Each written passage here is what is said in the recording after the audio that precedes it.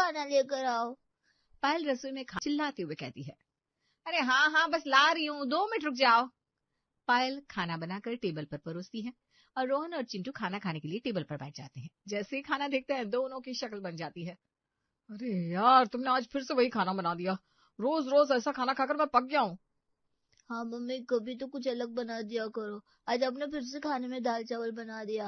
अरे तो मैं क्या करूँ, मैं भी तो जॉब पर जाती हूँ, वहां से आकर बहुत बुरी तरह थक जाती हूँ, नहीं हिम्मत होती बिल्कुल भी घर आकर खाना बनाने की। हम तो घर में खाना बनाने वाली भी नहीं रख सकते, यहाँ शहर में इतनी महंगाई है, बिल्कुल भी नहीं जमेगा हमें तो। बिल्कुल सही कह रही हो तुम, लेकिन हर रोज ऐसा खाना खाना भी तो बहुत बोरिंग लगता है। अब देखो ज्यादा शिकायत मत करो, जो बनाए खा लो, जल्दी करो, मुझे बर्तन साफ करके सोना भी है, सुबह जल्दी उठना है। इस तरह उनकी लाइफ बड़ी हैक्टिक चल रही थी। एक दिन रोहन के पास उसकी माँ का कॉल आता है। और बता बेटा कैसा है, कहाँ बिजी रहता है आजकल, अपनी माँ के लिए टाइम ही नहीं निकालता। अब माँ क्या बताऊं, नौकरी में ही पूरा दिन चला जाता है और कुछ करने का टाइम ही कहाँ मिलता है। अरे तो कम से कम हमसे बात करने के लिए 2 मिनट तो निकाल लिया कर, ऐसा लगता है तू हमें भूल गया है। अरे नहीं माँ, ऐसा भी हो सकता है कि मैं आपको भूल जाऊं, मैं आपको कभी नहीं भूल सकता माँ। मुझे तो आपके हाथ के बने खाने की हर रोज इतनी याद आती है कि पूछो मत। कैसे आप मुझे हर रोज स्वादिष्ट खाना बनाकर खिलाती थी। अरे तो यहाँ आ जा ना, मैं तो आज भी तुझे स्वादिष्ट खाना बनाकर खिला दूंगी। आज पता है मैंने भिंडी की सब्जी बनाई थी। भिंडी की सब्जी तो मुझे बहुत पसंद है, सच में माँ, तुम्हारे हाथ के बने खाने की बहुत याद आ रही है, काश तुम यहाँ होती। अपने बेटे की ऐसी बातें सुनकर शांति को भी पुराने दिन याद आते हैं। बात करने के बाद रोहन कॉल कट कर देता है। फिर शाम को, यार तुमने आज फिर से वही बोरिंग खाना बना दिया, कभी तो अच्छा बना दिया करो। तुम्हारे बिना हर रोज वही नखरे चलते रहते हैं। नहीं मैं भी ऑफिस से आकर थक जाती हूँ, इतना ही है तो खुद भी कुछ बना लिया करो। माफ करना, मेरे कहने का मतलब वो नहीं था, मैं बस चाहता हूँ कि थोड़ा अच्छा खाना हो ताकि खाना खाने में मजा आ सके। ऐसा खाना खाकर मैं भी रोज पक जाती हूँ, लेकिन क्या करूँ, मजबूरी है, इतना ज्यादा थक जाती हूँ। क्या कर सकते हैं, यहाँ पर एक कुक भी रखना भी आसान नहीं है। इस तरह दिन गुजर रहे थे। कुछ दिन बाद फिर से रोहन अपनी माँ को कॉल करता है।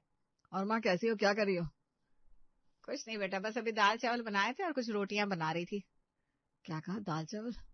मुझे ना आपके हाथ के बने दाल चावल भी याद आ गए। काश मैं आपके हाथ के बने दाल चावल और उसके साथ एक गर्मा गर्म फुल्की खा पाता। बेटा लेकिन तुझे तो बचपन से दाल इतनी पसंद नहीं है। अरे माँ, तुमसे दूर रहने के बाद सब समझ में आ रहा है, एक एक चीज की कीमत अच्छे से समझ में आ रही है। मैं तो तुम्हारे हाथ के बने खाने के लिए इतना तरस रहा हूँ, यहाँ तक कि तुम्हारे हाथ के बने खाने का एक निवाला तक मिल जाए तो मेरी तो आत्मा तृप्त हो जाएगी। अपने बेटे की ऐसी बातें सुनकर फोन पकड़े शांति की उंगलियां थोड़ी कांप जाती है। दिल में कहीं गहराई में दबी ममता एकदम से ऊपर आ जाती है। तब दोबारा रोहन आगे कहता है।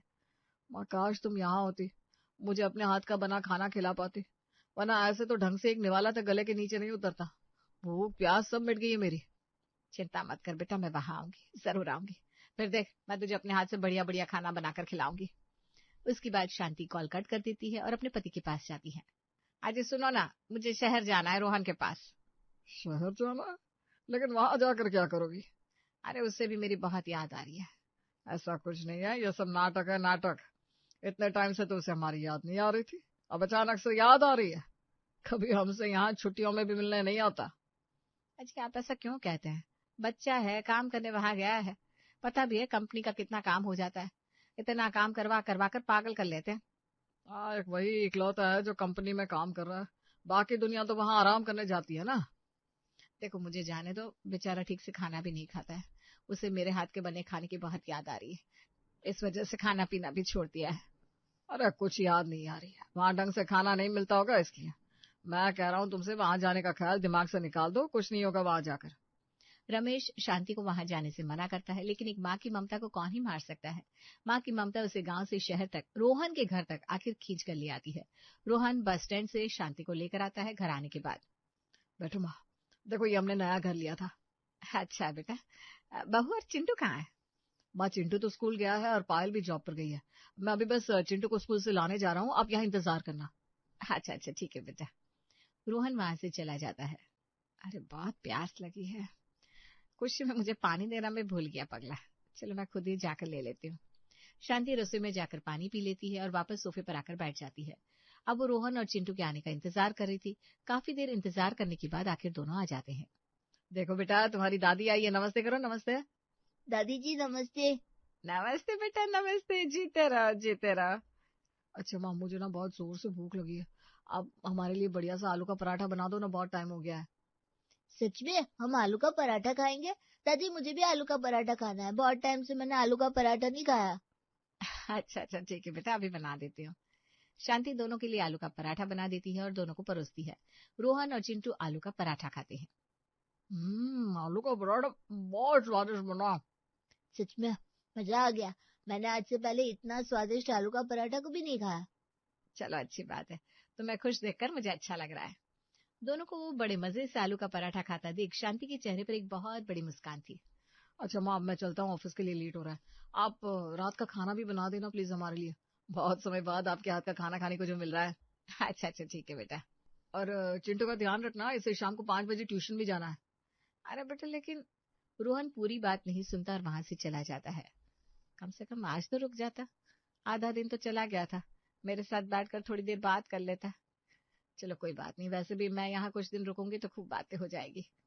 उसके बाद शाम को 5 बजे चिंटू ट्यूशन चला जाता है और शांति घर पर अकेली रह जाती है। शाम 7 बजे। चलो रात का खाना ही बना देती हूँ, अकेले बैठकर वैसे भी बोर हो रही हूँ।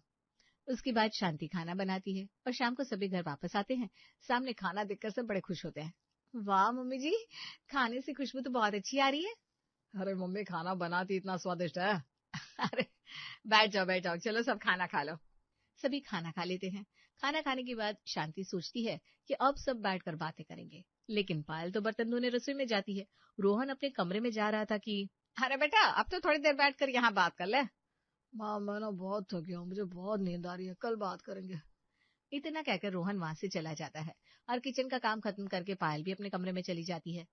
दादी आप मेरे कमरे में सो जाओ और मुझे कहानी सुनाना। ठीक है बेटा। शांति चिंटू के कमरे में जाकर सो जाती है। अब अगले दिन सुबह। अरे बेटा, सुबह की चाय नहीं बनाई? माँ आप हमारे लिए चाय नाश्ता बना दो ना। वो क्या है ना, पायल भी ऑफिस जाती है, बहुत थक जाती है, फिर घर का बाकी काम भी तो हो जाता है, तो काफी देर हो जाती है। आप अगर रसोई का काम कर दोगी तो उसकी थोड़ी मदद भी हो जाएगी। अच्छा ठीक है बेटा। अब शांति सबके लिए सुबह का नाश्ता भी बना देती है। सभी नाश्ता कर लेते हैं। मैंने तुम सबका लंच भी पैक कर दिया है, वहां पर अच्छे से खा लेना। हाँ थैंक यू मम्मी जी, आपके आने के बाद मुझे बहुत राहत मिल गई है।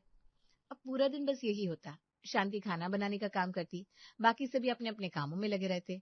रोहन पायल सुबह ऑफिस चले जाते और रात को घर लौटकर भी शांति से 2 पल भी बात नहीं कर पाते। जब शांति कुछ कहती तो उसे एक ही जवाब मिलता।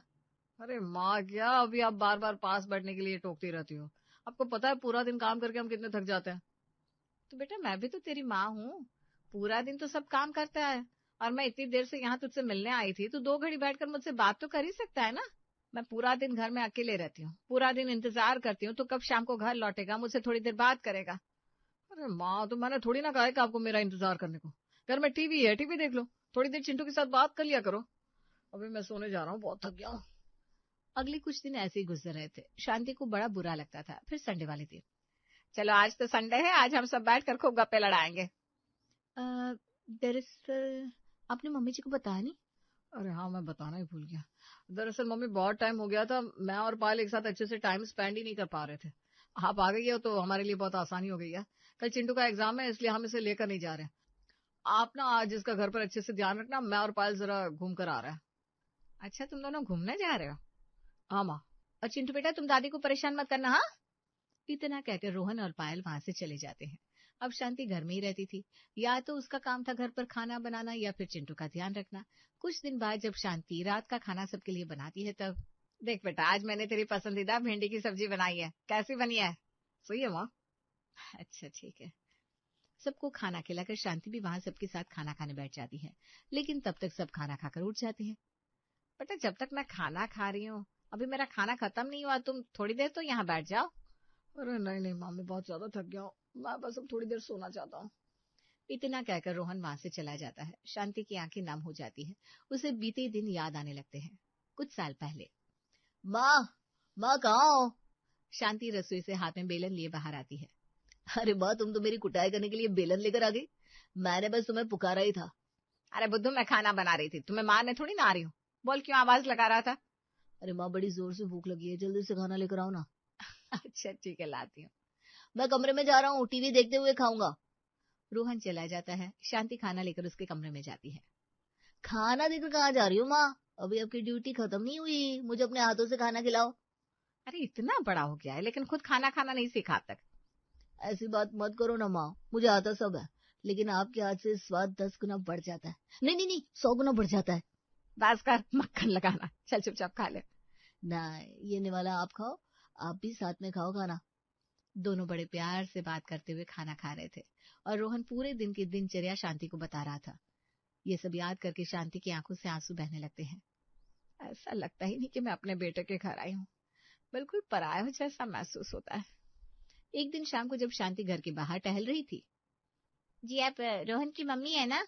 जी हाँ, मैं आपकी पड़ोसन हूँ, पड़ोस में ही रहती हूँ। बताइए कहाँ से आई हैं आप? मैं कहाँ से आई थी मतलब कुछ दिन यहाँ रुकने के लिए आई हूँ। इस तरह दोनों पड़ोसन मिलकर बात करने लगी। तभी वहाँ कमला का बेटा आता है। अरे माँ जल्दी चलो, हमें बाहर भी जाना है। हाँ हाँ बेटा चल। अच्छा बहन जी मैं चलती हूँ, आज रात को हमें खाने पर बाहर जाना है ना, इसलिए आपसे फिर मिलूंगी। जी ठीक है। तब शांति को याद आता है कैसे वो भी पहले अपने बेटे के साथ बाहर खाना खाने जाती थी। अब वो पुराने दिन कहाँ। उसके बाद शांति वापस घर के अंदर आती है तो देखती है अभी तक तो सभी हॉल में बैठकर टीवी देख रहे थे, लेकिन जैसे ही शांति उनके पास बैठ जाती है। अच्छा बेटा आज का दिन कैसा रहा? हाँ माँ, अच्छा था। अच्छा सही है। अच्छा मैं कह रही थी मेरी दवाई ना खत्म हो गई है, तो कल आते हुए ले आना बेटा। हाँ माँ, ले आऊंगा। ठीक है। और शांति आगे कुछ बोल पाती उससे पहले ही रोहन गुस्से में कहता है। माँ आपको दिख नहीं रहा है क्या? हम मूवी देख रहे हैं, बार बार बीच में बोलकर डिस्टर्ब कर रही हो, फिर मूवी देखने का फायदा क्या? कोई बात नहीं, चलो चलते, वैसे भी सोने का समय तो हो गया है। हाँ सही कहा, अब यारों कर और करना भी क्या है। इतना कहकर रोहन और पायल वहां से चले जाते हैं, लेकिन शांति को इस बात का बहुत बुरा लगता है। मैं तो बस इतना कहने वाली थी कि जरा आवाज बढ़ा दे, मुझे अब कम सुनाई देता है, लेकिन बात पूरी होने ही नहीं दी।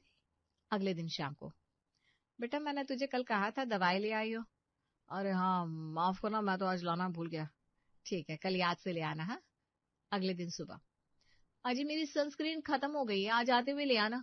आपको पता है ना मैं कौन से ब्रांड की यूज करती हूँ। हाँ हाँ बिल्कुल ले आऊंगा। और बेटा मेरी दवाई भी। हाँ माँ ले आऊंगा, याद है मुझे। अब शाम को रोहन सनस्क्रीन तो ले आता है, लेकिन फिर से दवाई लाना भूल जाता है। लो तुम्हारी सनस्क्रीन। और बेटा मेरी दवाई। माफ करना माँ, मैं भूल गया लाना। अगले दिन शांति रसोई में जाती है। वहां रसोई में गाजर का हलवा और खीर बनाती है, क्योंकि आज मेरे बेटे का जन्मदिन जो है उसे सरप्राइज दूंगी, ये देखकर खुश हो जाएगा। सारी तैयारी करने के बाद शांति रोहन और पायल का ऑफिस आने का इंतजार कर रही थी। चिंटू को खाना खिलाकर सुलाती है। दादी आप भी खा लो। नहीं बेटा आज तुम्हारे पापा का जन्मदिन है, उसका मनपसंद खाना बनाया है, आज मैं उसी के साथ खाना खाऊंगी। इंतजार करते हुए उसे कब नींद आ जाती है पता ही नहीं चलता। वो थोड़ी देर सो जाती है। जब उठती है तो देखती है रात के 12 बजे दोनों घर लौट रहे हैं। अब तक आप सोए नहीं? अरे बेटा आज तेरा जन्मदिन है, मैं तेरे आने का इंतजार कर रही थी, सोचा था साथ में बैठकर खाना खाएंगे। लेकिन मम्मी हम तो बाहर होटल में खाना खाकर आ गए। अच्छा कोई बात नहीं, मैंने तेरी पसंद का गाजर का हलवा और खीर बनाई है, आजा बेटा साथ में मुंह मीठा कर लेते हैं। नहीं नहीं माँ, मुझे अभी बिल्कुल भी भूख नहीं है, मुझे बहुत नींद आ रही है। इतना कहकर रोहन पायल के साथ कमरे में जाकर सो जाता है। इस बार फिर से बेचारी शांति अकेली रह जाती है। उसका कुछ भी खाने का मन नहीं करता और वो चुपचाप जाकर सो जाती है। अगले दिन शाम को। क्या हुआ, आज भी तुमने दवाई नहीं ली ना, इसीलिए दर्द हो रहा है क्या? हाँ मैं बार बार रोहन को दवाई लाने के बारे में बोलना भूल जाती हूँ। कितना झूठ बोलोगे, तुम दर्द में एक दिन नहीं रह सकती, मुझसे तो आज तक दवाई के बारे में कहना कभी नहीं भूला। रमेश की बात सुनकर शांति की आंखें भर आती है। वो चाहकर भी कुछ नहीं बोल पा रही थी। तुमने खाना खा लिया? ये सवाल सुनकर तो आंखों से आंसू बह जाते हैं। इतने दिनों से शांति इस घर में रह रही थी, लेकिन उसके बेटे ने एक बार भी उससे ये नहीं पूछा था। कहा था तो सिर्फ खाना बनाने को, उससे ज्यादा कुछ नहीं। भरे गले से शांति 2 लफ्ज कहती है, बाद में। उसके बाद शांति का मुंह उतर जाता है। इतना कहकर शांति फोन काट देती है और आंसुओं को पोंछते हुए, लगता है यहाँ मेरी किसी को जरूरत ही नहीं है। अगले ही दिन रमेश शांति को लेने घर आता है, जिसे देखकर, अरे प्रणाम पापा, अब अचानक यहाँ कैसे आना हुआ? बेटा एक बहुत जरूरी काम था इसलिए आया हूँ। अच्छा अच्छा, कितने दिन रुकेंगे? कितने मिनट पूछ ले बेटा। अंदर से शांति आती है। चलो बैग पैक कर लो, हमें अभी जल्दी निकलना होगा, ट्रेन का टाइम होने वाला है। हाँ आप इस तरह आते ही मम्मी को ले जा रहे हैं, क्या बात है? बस इसलिए पूछ रहे हो क्योंकि तुम्हारा काम खराब हो जाएगा। अरे नहीं पापा, कौन सा काम, कैसा काम? ऐसा कुछ नहीं है। आप भी कुछ दिन रुकिए ना। नहीं, तुम जल्दी पैक करो और चलो यहाँ से। शांति बैग लेकर आती है। तभी दोनों दरवाजे की तरफ जाने लगते हैं, लेकिन वो जाने से पहले एक बार फिर से अपने बेटे को देखती है, शायद इस उम्मीद में कि वो उसे रोकेगा या कुछ कहेगा। लेकिन क्या, कुछ भी नहीं था वहां। तब रमेश शांति का हाथ पकड़ता है और कहता है, अब चलो भी, बस करो, बहुत हो गया। मैंने तुम्हें पहले ही कहा था, अब और नहीं, चलो यहाँ से। इसी के साथ आंखों में आंसू लिए शांति रमेश के साथ